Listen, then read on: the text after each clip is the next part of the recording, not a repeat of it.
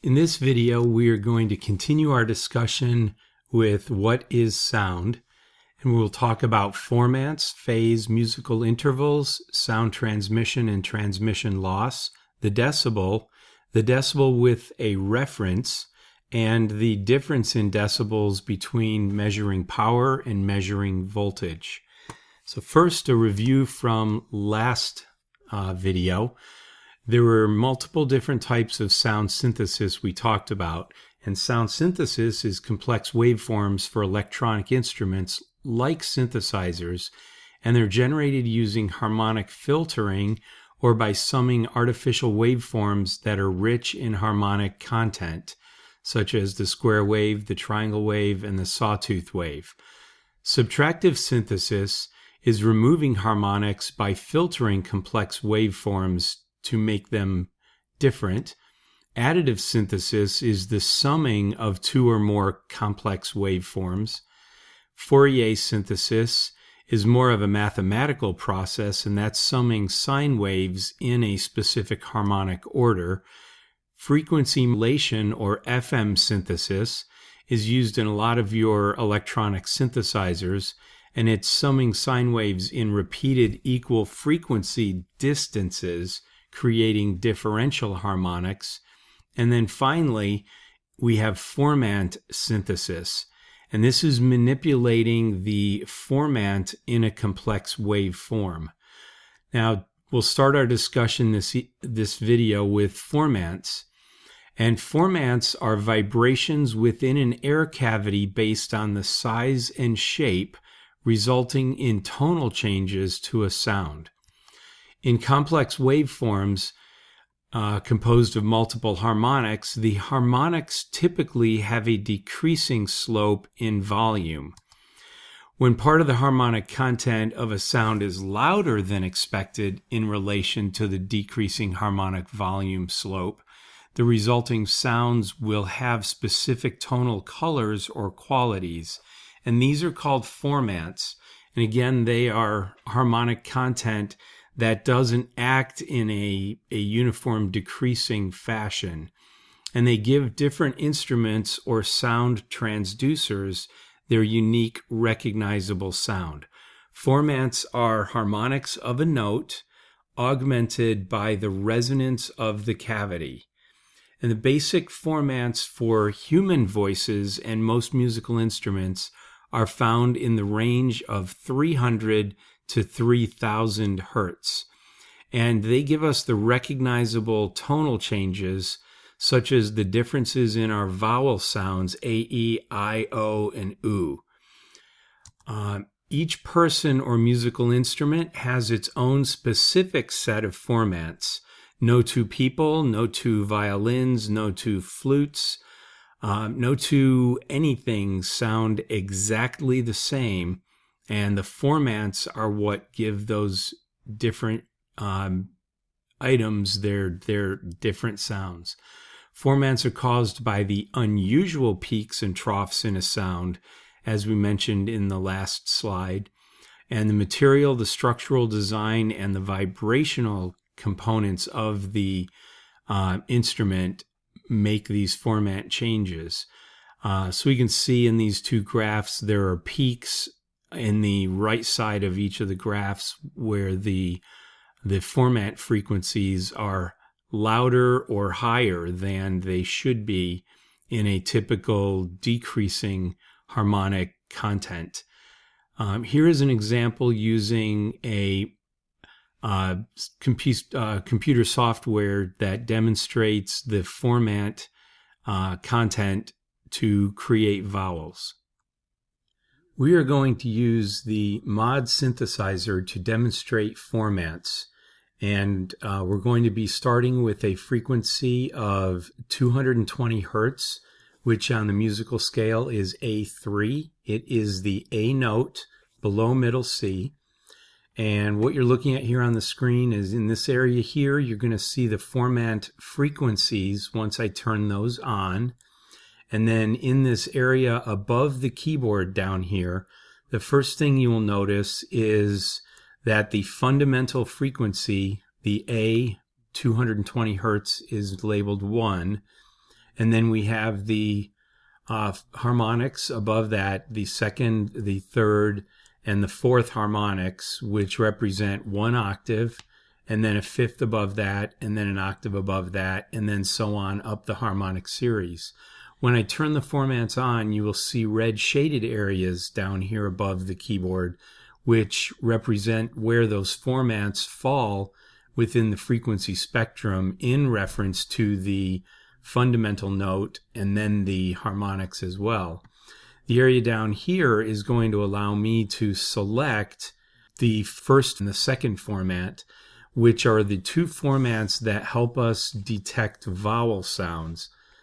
So let's turn on our A3 at 220 hertz, and this is going to sound more like a triangle wave.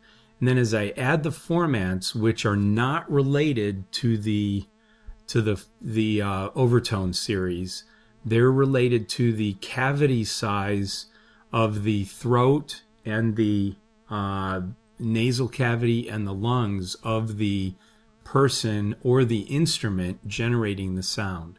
So the first Formant, second, third, fourth, fifth, and sixth.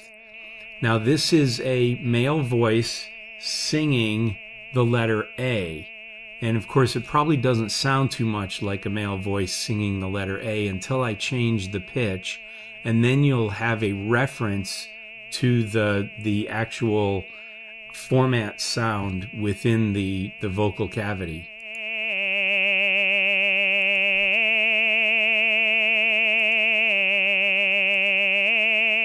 So right now we are listening to this combination of Formants for F1 and F2. F1 is along the bottom and F2 is along the side. So we're approximately 220 hertz for the first Formant and right around 600 for the second. And if you look up in this area, you can see those two Formants right here. And this is approximately the A sound, the A vowel sound. And then if I change to this frequency pattern, this is going to sort of sound like the E sound. And then up here at 1400 hertz for F1 and around 700 for F2, this is the Ah sound. And then the O sound. And then the U sound. So if I start back with A and I simply slide from one to the other, you'll kind of hear the sound shifting from each of the vowel sounds.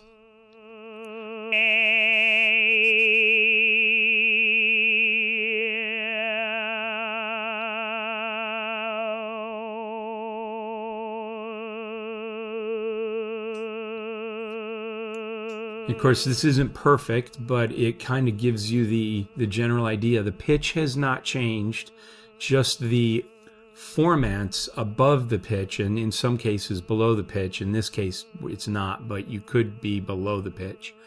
An interesting comment is, here's the Ah sound again. And if I click in this area, which is about half the frequency for Formant 1, and a little bit higher for Formant 2, it's still going to sound like Ah, but it's going to have a different sound to it.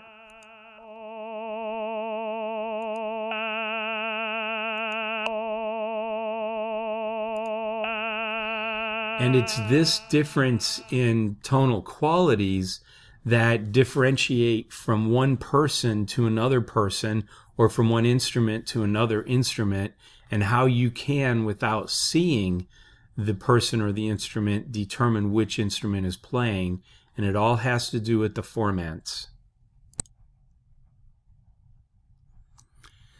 So along with Formants, there's also a thing called Formant displacement or Formant distortion. And because the Formants do not change their center frequency, pitch or time shifting of recorded sounds, especially human voices, are only marginally successful, and it's usually a plus or minus 30% difference will sound natural, and anything above that will sound unnatural. The shifting of pitch or time of recordings also shifts the formants because they were recorded with the original sound. And where you have pitch or time shifting is if you're trying to speed up or slow down somebody singing, or if you want to auto-tune their voice to correct for pitch differences if they're not singing properly or properly on the right note. And this is where you get the chipmunk sounding voices. For example, if you speed something up too fast, as the pitch increases, it starts to sound unnatural. And again, this resulting shift of the formants is called formant displacement or distortion, because the formant does not change, for example, in a human voice as the pitch changes when somebody is singing. Digital signal processing can enhance the range of pitch or time shifting by inserting or removing sound samples, or by using Fourier analysis and synthesis to take the sounds apart, modify them, and then put them back together. And the digital signal processing also has its limitations. When going to the extremes, you'll have digital artifacts that will be introduced which make the sound very unnatural. Here is an example of a digital effect called a little altar boy, which alters the pitch and the formant of a vocal example. Notice the example will first change the pitch and then it will change the formant without changing the pitch, and you'll be able to hear how the effects become unnatural at some point. Very different what you say to me and what you do. Have you been playing? Very different what you say to me and what you do. Have you been playing me like a fool? Or have we just got lost finding where we are meant to be? So the next thing we're going to talk about is phase. And phase differences between two signals are often the result of a time delay between those two signals. Remember, sound travels at 1130 feet per second. So if two signals travel the same distance to a listener, they will arrive at the same time, and that is called in phase. If the two signals arrive at different times, the more distant signal will be delayed and therefore phase shifted in relation to the first signal.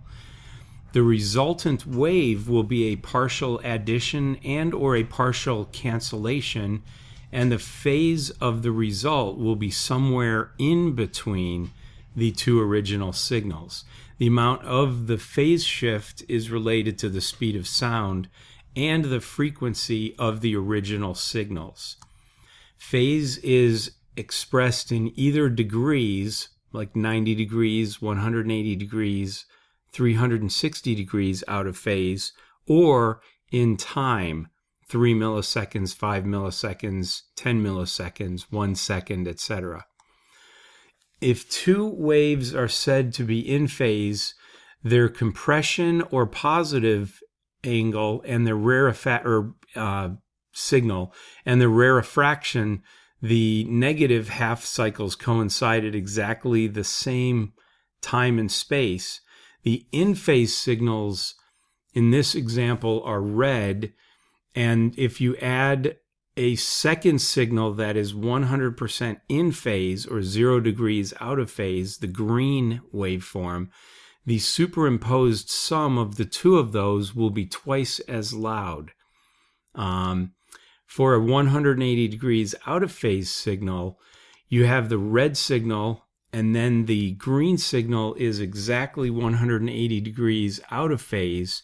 When those two signals arrive at your ears, the sum of the two, the blue line, will result in 0, and it will cancel out, resulting in no signal. if the signal is, say, for example, 90 degrees out of phase, you have the red signal starting at 0 and the green signal starting 90 degrees out of phase with that. When those two are added, you have a slight increase where the red and the green levels or values are added together, and the blue, the resulting wave, is a slightly higher amplitude than either of the two. The beginnings of a square wave, as we talked last week or last video, we had the fundamental frequency and then the third harmonic at 1/3 the amplitude, the fifth harmonic at 1/5 the amplitude. These are not considered to be in or out of phase as they add together. Here we have the tan wave is the fundamental, and then the third added together. They are not in or out of phase because they are different frequencies. And when we add the fifth, we end up with the blue that is getting closer looking to the square wave. But they're not considered either in or out of phase with each other because they are at different frequencies or have a different waveform to start with. Phase shift can also be created by time delay. And in this case, speaker 1 is closer to the listener's ear than speaker 2 is. Therefore, there is a time delay of T2 minus T1 between the two signals as they arrive at the listener's ear. And this can also sound or mess up the way the sound sounds at the listener's ear in terms of causing phase cancellation. But this time delay could also be used beneficially. For example, in a large concert setting, you'll have a speaker array in the front of the room. And if you remember, sound travels at 1,130 feet per second. So if there's 1,000 feet between the front row and the back row of a theater, an auditorium, or a concert venue, you'll notice that the sound is delayed by 1 second by the time it reaches the people at the back. So what they will often do is they will introduce delay into the speaker systems to compensate for the distance from the speaker to the listener, so everybody in the audience hears the sound at the same time based on where they're sitting. The next section we'll talk about in this video is musical intervals. This is going to be the musical part of our course, basically. And it's going to be pretty complex, but don't get freaked out because there won't be many questions about this, and they will be very simple questions on any kind of quizzes or exams. And the interval is the combination of two notes. It's two notes being played simultaneously. And in Western music, the intervals relate to the natural harmonics, as we've already talked about a little bit, the octave, the fifth, the third, etc. So each doubling of frequency is called an octave. And each octave is divided into 12 half-known steps called semitone or minor seconds. And each step is a recurrent ratio in frequency. Two notes with the same frequency are called prime or unison. And the smallest interval in Western music is the semitone or the minor second or the halftone step. Those are all interchangeable names for the same thing. So looking at a musical keyboard, a minor second is one semitone, and that would be from, say, for example, the C to the C sharp, or the D to the D sharp, or the E to the F. So any two notes side by side are a minor second apart. Any two notes that have a single note in between them are considered a major second. They are two semitones apart. So, for example, C to D or E to F sharp. Not E to F, because E to F is just one semitone.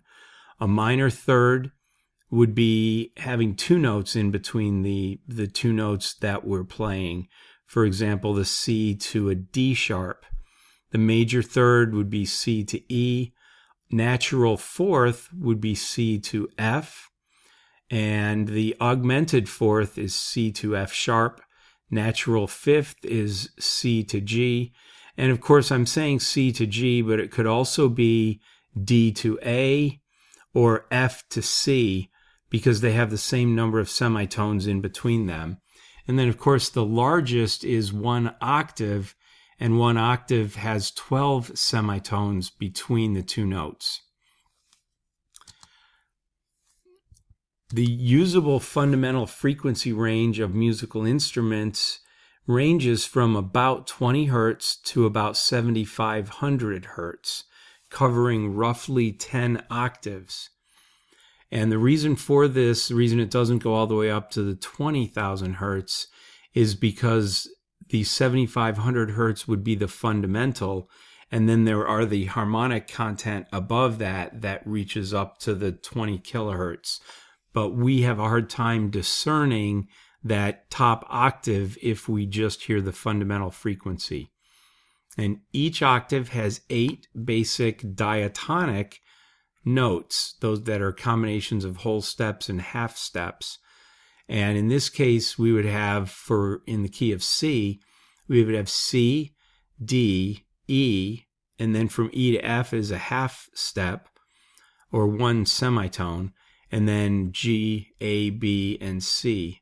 So there are 5 half steps within each octave, and the half steps are the black keys on the piano, although they are not part of the actual scale itself in the key of C.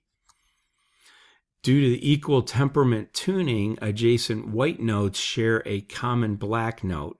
So for example, C sharp and D flat are the same note, and they depend whether you're going up in frequency from C to C sharp or down from D to D flat. And this is an enharmonic exchange. Now the standard 88 key piano keyboard extends from A0, which is 27.5 hertz, through C8, which is 4,186.009 hertz, with each A representing a doubling of the previous octave's frequency. So A0 is 27.5, A1 is 55, A2 is 110, and of course A4 is also the universal tuning frequency, A440, and middle C has a frequency of about 261.6256 hertz. And the reason for the odd frequencies is because of that relationship between each note being 1/12 the square root of 2 higher than the frequency below it. So here's how those notes would look on the musical staff. C1 is a couple octaves or an octave or so below the bass line, and then C4 and A4 fall in the treble clef, and then at the top we have notes way above the top of the treble clef. This is the final slide on musical intervals. There are 3 different harmonic perceptions of intervals. They're natural or pure consonant, consonant, and then dissonant. The natural and consonant intervals have a lower basic frequency ratio, and because of the closer harmonious coherent frequency relationship, these intervals are considered to be pleasant to the ear. So they would be the prime, which is 2 notes playing the same note, or 2 instruments playing the same note. The octave, which is a 2-to-1 ratio. The fifth, which is a 3-to-2 ratio. And the fourth, which is a 4-to-3 ratio. The next pleasant sounding would be the consonants, and those would be the minor third, the major third, the minor sixth, and the major sixth with these ratios. And then the most dissonant sounds are the ones with the strangest relationships. The minor second is a 16-to-15 ratio, and the major seventh is a 15:8 ratio, almost a 2-to-1, but not quite. Western music, the pure natural or consonant intervals sound like they're at rest and are suitable to end a melody line, where the dissonant intervals have a tension leading to being resolved or leading to a resolution at a consonant or pure interval at the end of the line. Oral perception in music harmony is largely cultural. The above interval relationships are merely valid for Judean, Greek, or Gregorian-based Western music. And again, there's a lot of information here, but there will not be a lot of this on your exam or your tests. These are just so you're familiar with the concept of the musical intervals. Next, we're going to talk about sound transmission. And sound travels through all mediums except a vacuum. And the transfer speed is the speed at which the sound travels through a medium or a material, and it's dependent on the molecular density of that medium. We've already talked about the speed of sound through air being 1,130 feet per second at standard temperature and standard elevation. And the elevation is basically 0 feet above sea level, and 68 degrees is the standard temperature, 20 degrees in Celsius. In water, sound travels about twice or 3 times the speed of the speed at air, which is 3,620 feet per second, making it much harder for us to determine direction of sound underwater. In steel, when you hit a piece of steel, the sound travels 11,000 feet per second, and in concrete, it's about 7,230 feet per second. And of course, the speed of sound in gases and liquids varies significantly with the temperature change. The next concept we're going to talk about is the decibel, which is how we measure how loud a sound is. And the easiest way to think of a decibel is it's just a ratio. It's just the difference between 2 numbers. So the decibel is 1/10 of a bell and is often used in sound engineering, usually in preference to other units such as volts or watts. And since it's a convenient way to express the ratio of one value to another. The results are more convenient since many sound-related comparisons involve logarithmic values, which increase or decrease in value by very, very large amounts.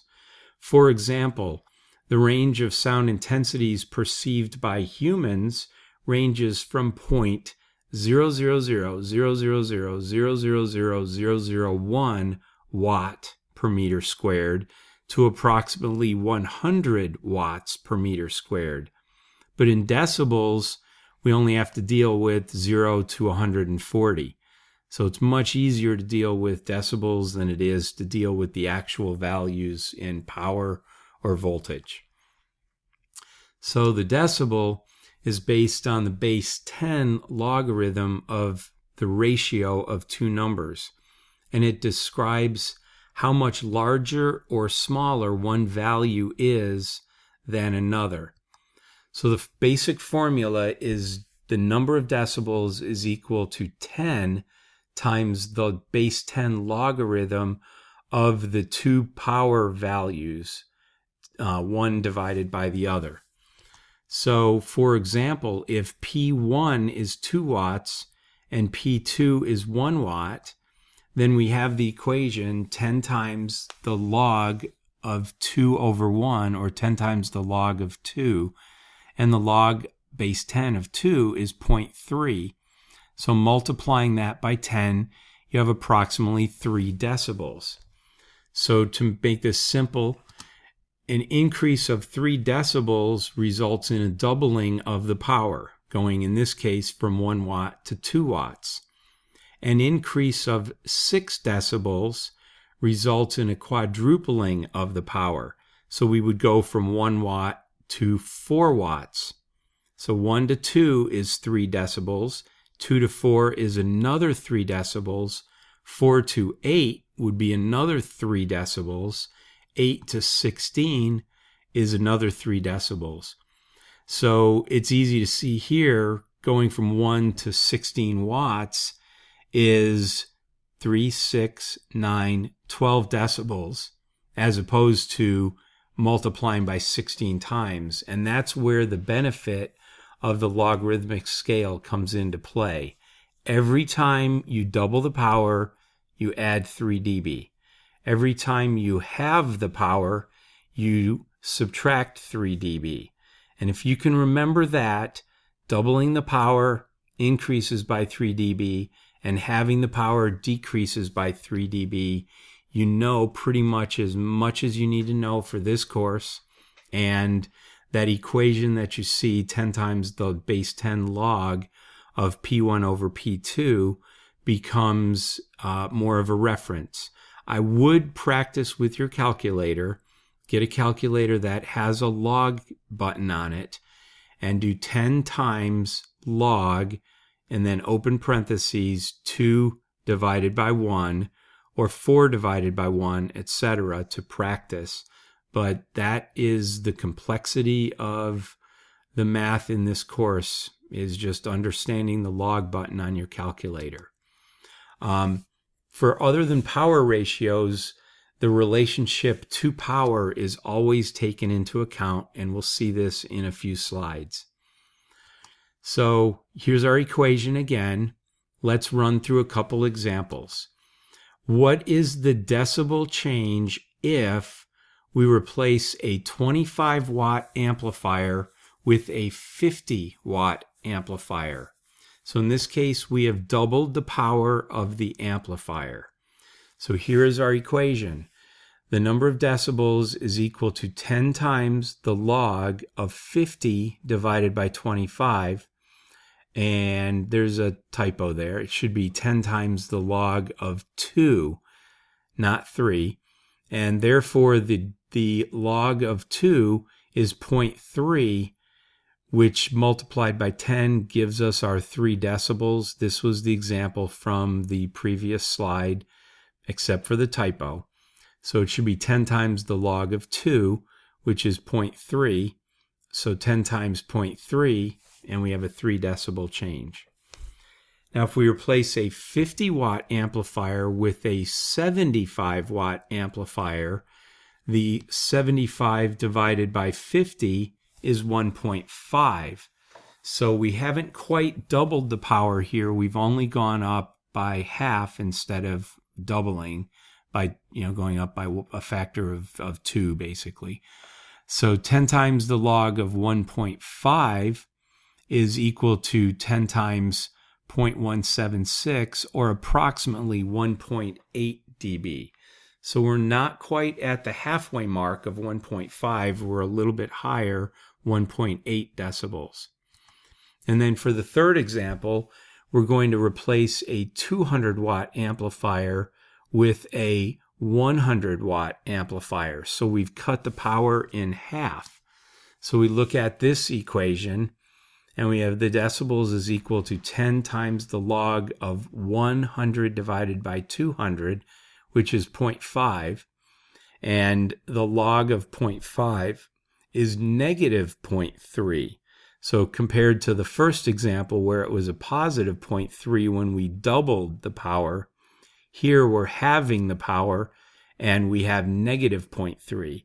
So the change is negative 3 decibels. So basically the takeaway from this is when we double the power, we increase by 3 decibels. And when we have the power, we decrease by 3 decibels. Now, if we didn't have the reference to go with that, it would be kind of like me saying that you and I live 10 miles apart. But 10 miles apart is a reference. If I were to simply say that we live 10 miles, we don't know if that means 10 miles per hour, 10 miles per per day. We don't know what the reference is, so we always need a reference to ground our decibel. So the decibel must always, like I said, be used with a reference. For example, the previous slide, we were calculating the difference between a 25 watt and a 50 watt amplifier. Therefore, we would say the 50 watt, there's our reference, amplifier is 3 decibels louder than, and here's our reference again, the 25 watt amplifier. So if I were to say the amplifier is 3 decibels louder than a 25 watt amplifier, you could imply that the difference between 25 and 50 is 3 decibels. Therefore, 3 decibels would be louder. 25 watt amplifier would be 3 decibels louder or softer than a 50 watt amplifier. So using the decibel without a reference would be the same thing as saying this amplifier is 12 dB. And it's 12 dB compared to what? So we always have to have a reference. And in this case, 3 dB referenced to 25 watts would be your 50 watt amplifier. So there are standards that we use, and we put the standard letter after the dB abbreviation. So dBV is 1 volt. So if I were to say 3 dBV, that means 3 decibels above 1 volt. dB little u is the European standard, and that's referenced to 0.775 volts. If we use a lowercase v, then we are talking about 0.775 volts in a US standard. dBm is in reference to 1 milliwatt, and dBA is a sound pressure level A weighted, hence the capital letter A. Now again, don't freak out with all of these things. We will talk about them more in a future lecture. We're just giving you an overview right now.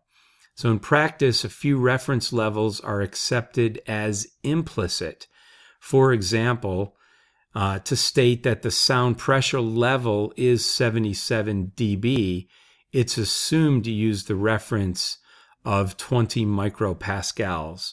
And in sound engineering, 0 dB is the nominal level, and it is often associated with 0.775 volts. So your VU meters will be measuring dB, and they may say dB VU, they may just simply say dB. And then the final thing we're going to talk about tonight is the difference between power and voltage. If we look at our original equation, that the decibel is equal to 10 times the log, base 10, of P1 divided by P2, when we talk about voltages, we are going to be using something called Ohm's law. And Ohm's law states that the wattage is equal to the voltage squared divided by the resistance. So that should be V squared, not V2. And therefore, comparing two voltages uses the following equation. And it's 10 times the log of V1 squared divided by V2 squared. And in mathematics, you can move the square outside of the parentheses, and then it would be V2 divided by V1 quantity squared. And then you could also take that square and move it to the beginning of the equation and multiply the 10 by 2. And this is the equation that we will use for voltages. So voltages, the decibels are 20 times the log of voltage 1 divided by voltage 2. So those are the two decibel equations that you will need for audio engineering. 10 times the log of power divided by power, and 20 times the log of voltage divided by voltage. And we will talk a little bit more about this in a future lecture. But for right now, just remember the basic that for power, doubling the power increases by 3 decibels, and having the power decreases by 3 decibels. So if you double the power twice from, say, 10 watts to 20 watts, that would be 3 decibels. And then from 20 watts to 40 watts is another 3 decibels. Add the two together, and going from 10 watts to 40 watts is 3 plus 3, or 6 decibels. And if you remember that, you will do fine on this week's quiz.